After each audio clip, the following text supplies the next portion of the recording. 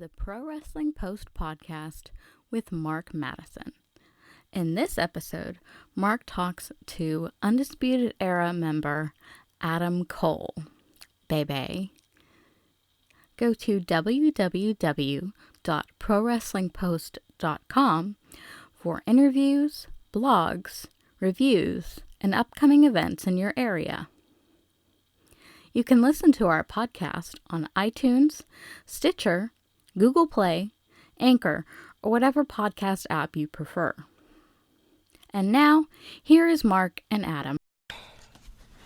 So, John Dahmer, DJ Hyde, Al Snow, and Les Thatcher are all credited with helping you to train.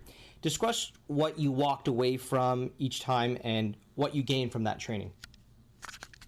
Well, with all four of those guys, it was completely different for me on completely different levels. My two main trainers were John Dahmer and DJ Hyde.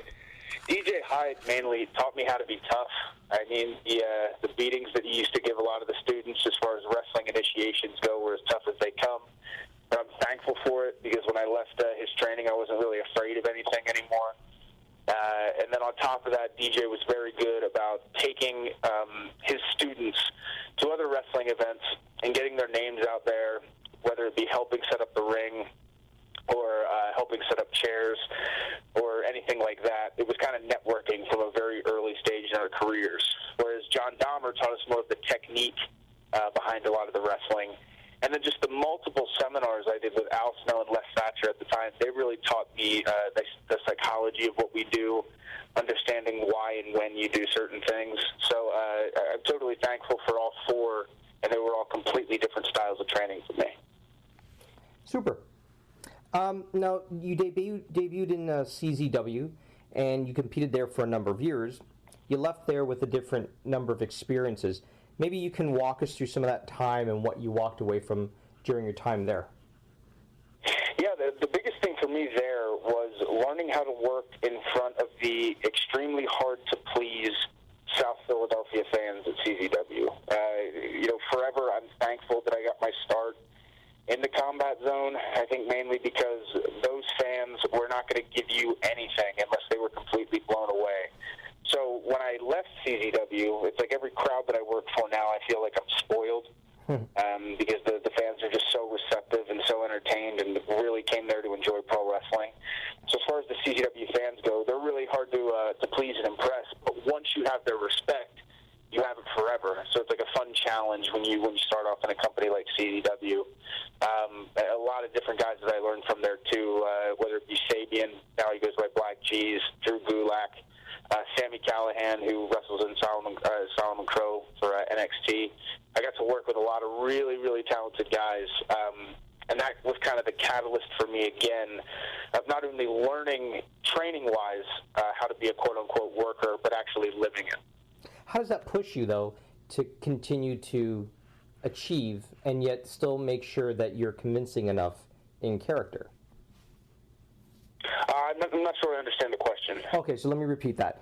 Because you said there's such a difficult crowd to try and appeal to, wherein lies that challenge for you? How do you know that this is a time where I need to step up, and what is it that you find internally that you're able to do that pushes you forward?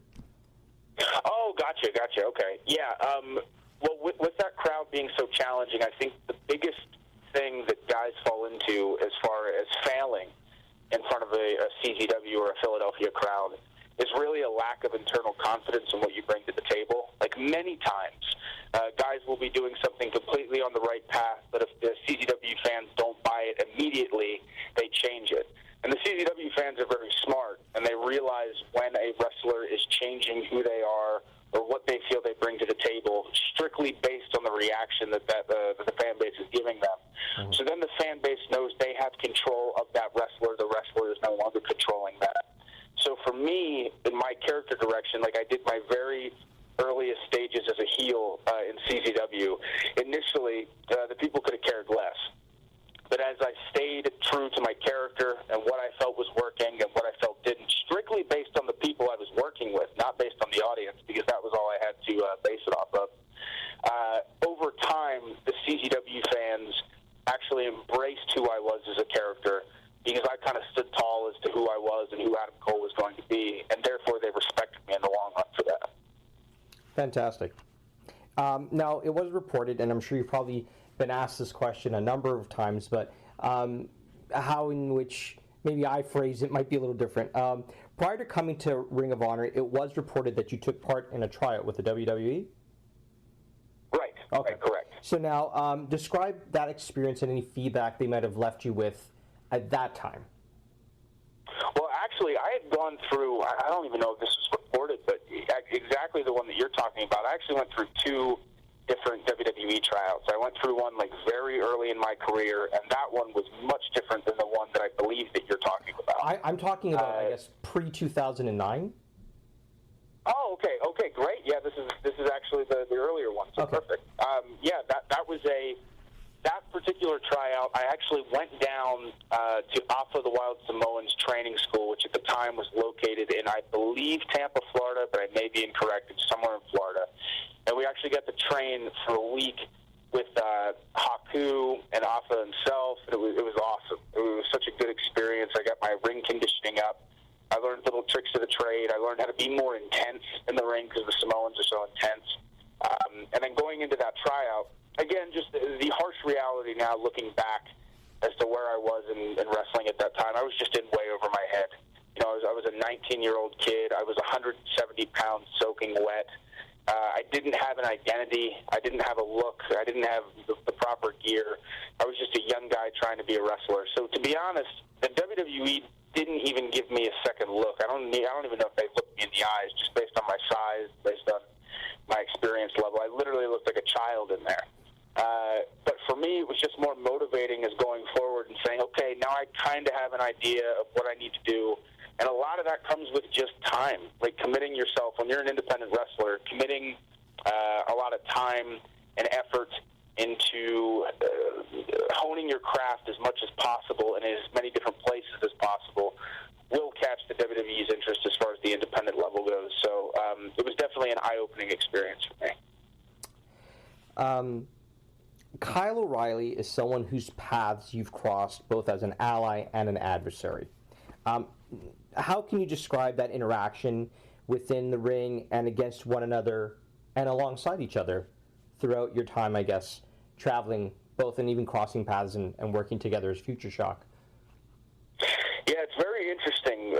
Me and Kyle have kind of become best friends outside of the ring, just strictly based on the way that our paths have crossed.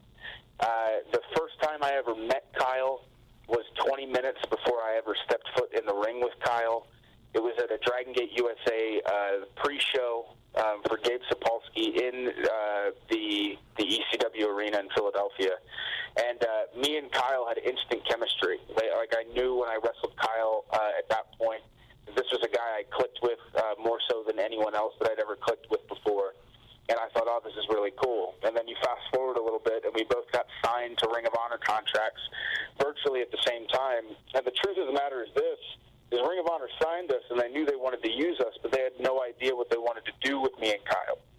So they decided to put me and Kyle together as a team, and that was such a cool thing because me and Kyle, our whole goal, or one of our big goals in wrestling was to wrestle for Ring of Honor. So we kind of got to share that experience together, the excitement together, the nervousness together.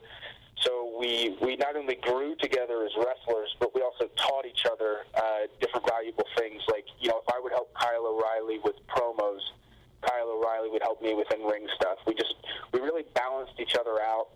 And then I went on to have, which I think is myself and Kyle's breakout performance, not only in Ring of Honor, but in pro wrestling. We had a hybrid fighting rules match in New York City where Kyle punched me in the face and my face exploded.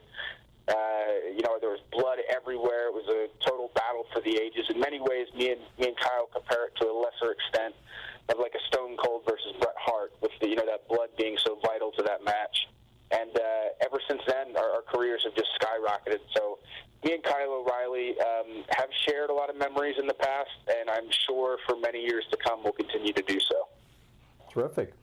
The Mount Rushmore of Wrestling, where did that idea of a faction come from? And was there any idea, or was there a notion even of a cross-promotional faction so that it would move in? Cross-promotional with Ring of Honor. Oh, gotcha. Okay. There was never a notion whatsoever about Mount Rushmore becoming a cross-promotional thing. Okay. But as far as how Mount Rushmore really began, was PWG is notoriously known for being, for anyone who works there, being the most fun wrestling organization that we've ever worked for. And at the time, myself and the Young Bucks, we had become good friends. Myself and Kevin Steen, we had become good friends. And, you know, all of us, kind of the four of us, all became really tight. And me and the Young Bucks started having some really fun, exciting six-mans together. And we saw and felt the chemistry that we had. And the four of us kind of came up with this idea and thought, you know, how crazy would it be if the ultimate hero, Kevin Steen, turned evil and joined Adam Cole and the Young Bucks, and we formed this group, and we call ourselves Mount Rushmore. And, you know, obviously that monument, in many people's eyes, reflects the four best presidents of all time. Or in, like, the WWE, oftentimes people will say, who is the Mount Rushmore of the WWE, the four best ever? So in our minds, we thought, okay, we're the Mount Rushmore of pro wrestling, or more specifically, the Mount Rushmore of PWG. We're the four most important guys in Pro Wrestling Guerrilla. So that was where the name came from. Super. Now, something I want to share with you. I had a chance to interview and chat with Steve Corino back in May when Global Wars was taking place in Toronto. And I asked him the question, who would you compare to Tully Blanchard today? And the name he said was Adam Cole. What would you say about that particular compliment? And who would you specifically compare yourself to? Well, first of all, as far as getting a compliment like that, that's a double-edged sword or a double whammy as far as a compliment goes, because not only am I being compared to one of the all-time greats, but I'm being compared to one of the all-time greats from a great himself, and Steve Corino. So that's really, really cool, considering that Steve is one of my idols in pro wrestling and a guy that really, really helped me out along the way.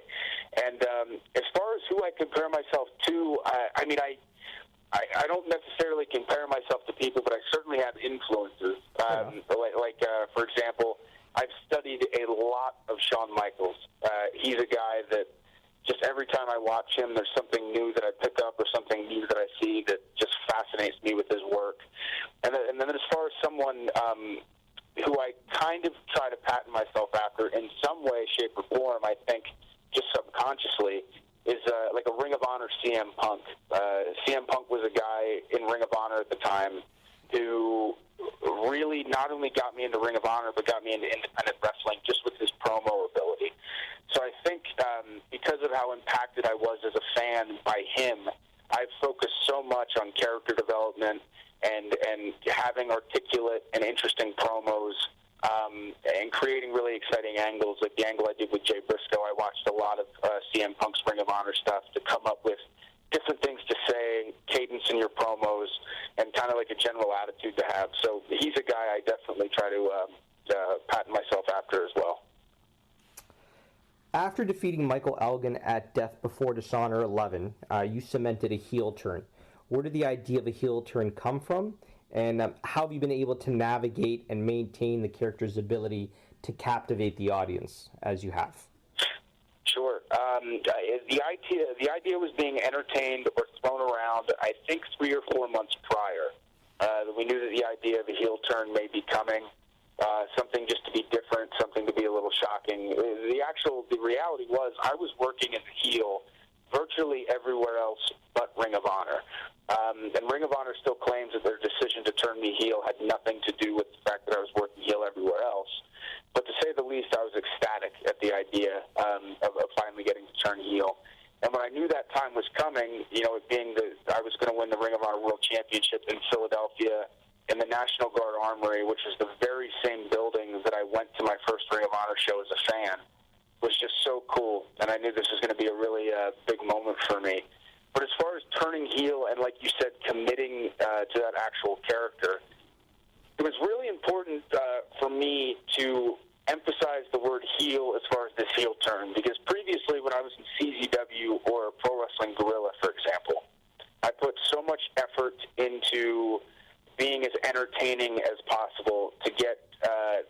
heel character talked about, whether that be me being funny, whether that be me doing crazy moves in the ring, whether that be anything of the nature to get people to talk about who Adam Cole was. Generally speaking, I didn't care if it was getting a boo or a cheer. I just wanted to get noticed. In Ring of Honor, I already had the platform of being noticed, so I was really committed to the idea of being a heel, that each and every time I defended the championship against the babyface, I genuinely wanted the audience to go, I really hope Adam Cole loses the Ring of Honor title tonight. And I do think I accomplished that, because there was certainly a point as my title reign went on where people were really hoping I was going to lose the title. So I was excited. That was fun. Again, that takes a lot of confidence in who you are, to be able to accept the fact of, people saying, oh, God, I hope he loses the belt. I'm just sick of him being champion. You just have to believe and understand that that's your role at that time when you're a villain on top. Now, you've maintained that, but discuss maybe some of your time working with Matt Hardy in ROH and what you gained from your time working alongside him during this heel run, because there's been different people that have popped in and out and been aligned with you. What was Hardy's influence like? Yeah, Matt was great. Considering the fact that Matt has worked on national television for years and years, and he was a guy that I grew up watching, Matt had a very good understanding of the value of being a real heel. Like when Matt Hardy was in Ring of Honor, I think it's safe to say that he was the most hated guy in ROH, and it was great. It was perfect, and it was by design that Matt Hardy was then associated with me, trying to get my villainous acts sent even more so through the roof, just because I was associated with Matt Hardy. So he tremendously helped me as far as getting the fans to further hate my guts, and also working with Matt and understanding that less is more sometimes, and the importance of facial expressions and the importance of building matches a certain way. Each and every time I stepped in the ring with Matt, whether I was wrestling him, which was early on when he first came into Ring of Honor, or when I was champion and he was alongside me, there was always a new thing that I picked up from Matt, and I'm definitely really thankful I got to work with him. Let's track a little bit forward. It seems like, unfortunately, you've been sidelined with an injury, but you have returned. But the chemistry within the kingdom that you're part of, to what do you owe the success of the faction, and what do you foresee for them as you being a part of that in the future? Yeah, again, this is a classic scenario of, I think, why the kingdom has worked so well is myself, Maria Kanellis, Mike Bennett, and Matt Taven are all very, very close friends. I think the initial idea, again, me, Michael Bennett, Maria, and Matt Hardy were all together as the kingdom. And then when Matt Hardy left, we got Matt Taven, and that's just made the group even more exciting. The matches that we've got to have, more importantly, when I sat on the shelf for 5 months and watched how Mike Bennett and Matt Taven developed as a team, becoming the IWGP Heavyweight Tag Team Champions, and having the matches that they had with the Briscoes and many others in Ring of Honor, it was really cool to kind of see them do their own thing. And now that I'm back, we get to have a lot of really exciting trios matches. I see nothing but success for us in the future. It's going to work because we want it to work, and it's something that I really believe in, and I know they do too. Now, with a number of Ring of Honor talent departing for either TNA or the WWE, whether that's the NXT brand, what does that say about the promotion and its influence on the industry as a whole? Well, I think it's just a testament over the years. I think it really started to take notice when guys like Daniel Bryan and CM Punk left for the WWE, and the success that they had within the WWE. I think at that point, the casual fan kind of realized what wrestler they prefer, what kind of wrestler they enjoy, and what kind of match they enjoy watching. And a lot of those guys, Seth Rollins, Cesaro, a lot of these guys can be found coming from Ring of Honor. Mm-hmm. So really, it's just cool that on a casual fan standpoint, these fans being able to see what Ring of Honor has been doing for years, and that's producing the best in-ring wrestling that you can find anywhere in the world. And that's what we really pride ourselves on. So I think it's cool that just finally some of these Ring of Honor guys who are getting the chance to go to the WWE are really exposing and really showing, like I said, a lot of the fans what a true pro wrestler really is. So it's really, really cool, the influence that we've had and I think it's only going to continue to grow for us. Now, I spoke really briefly with Moose and then with Roderick Strong, and they both had said they had attributed their initial and early success to Gabe Sapolsky. Would the same apply to yourself to some extent? Well, I never got to work for Gabe in Ring of Honor. However, for the little bit that I worked with Gabe Sapolsky in Dragon Gate USA, which was only a very brief period, I do owe a lot to him for this reason. After I had my match with Kyle O'Reilly, which was my first match for Gabe, I came to the back, and he was ecstatic. He gave me a big hug, and he said, "That was excellent. That was great. We're definitely going to be working in the future. Oh, my God, that was awesome." And honest to God, at that point in my career, I never had a promoter be that excited about a match that I just had. And I remember feeling so confident in myself and saying, from this point forward, when I go out and have this match, I want to do good for Gabe. So Gabe was very, very good at motivating talent, making talent believe in themselves, exposing their strengths, hiding their weaknesses, very similar to Paul Heyman. So I really do owe a lot to Gabe because he really kind of channeled that confidence that I needed at the time in my career for myself at that point in time. So, yeah, Gabe definitely helped me a lot. Okay. Now, the question I was going to ask next, there's kind of a precursor because it may not make sense based off of the question I'm about to ask. So, based off of a report that I had heard, and you can refute or deny this, or say yes, something was speculated that you had signed with the WWE recently. Yeah, no, that's not true. Thank you. Okay, so that now being said, we can move forward with the next question, because it was, what does the future hold for Adam Cole in Ring of Honor? Oh, great, okay, yeah. Wikipedia, it's a bad thing. What was that? Wikipedia, it's a bad thing at times. I kid you. I think for the past 3 years it's been reported that I'm going to WWE, which is flattering. But no, I'm going to be with Ring of Honor for a while yet. But yeah, as far as my goals for Ring of Honor, again, and this may be a cliche answer, but it's the truth. It's the Ring of Honor World Championship. The coolest time in my life was being the Ring of Honor World Champion. And now that Ring of Honor is on consistent traditional pay-per-view, we're on national cable television. The company has continued to grow and grow. The people have continued to come out more and more to these events. I could not be more proud of our company, and I want to lead the charge. I want to be the flag bearer. So now that I'm back from injury, I'm doing all that I can to once again try to get in the best shape that I can in my career. I'm continuing to rehab this arm and make sure that an injury like this never happens again. And once I feel ready to go, certainly, like I said, going after the Ring of Honor World Championship is the goal. Would you like to promote, encourage, share, or make anyone aware of anything as it applies to Adam Cole? Sure, yeah. If anyone wants to follow me on Twitter, my Twitter is @AdamColePro. That's probably where I'm the most active as far as social media goes. And then other than that, I have a website run by a guy named Dan Mitchell over in England. He's done a tremendous job.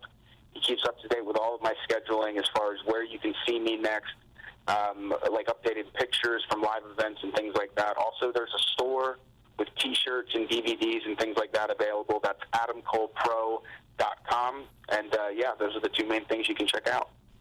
Fantastic. Thank you for listening to the Pro Wrestling Post podcast with Mark Madison.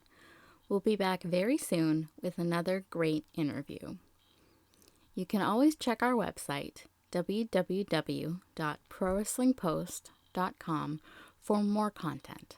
Thank you, and see you next time.